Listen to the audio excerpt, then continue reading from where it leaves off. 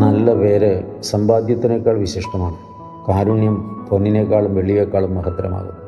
സദൃശ്യവാക്യങ്ങളുടെ പുസ്തകം 22-ാം അധ്യായം 1-ാം തിരുവചനം. നല്ല പേര് അഥവാ സൽപ്പേര് സമ്പത്തിനേക്കാളും വലിയ സമ്പത്താണ്.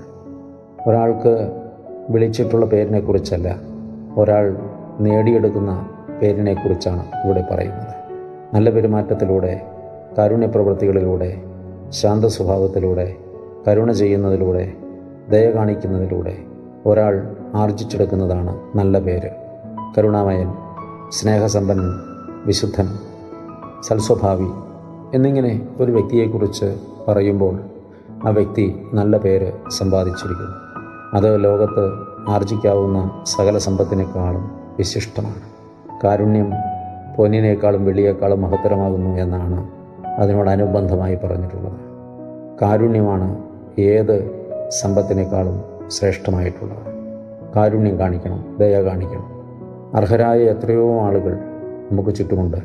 അവരോട് കാരുണ്യം കാണിക്കണം.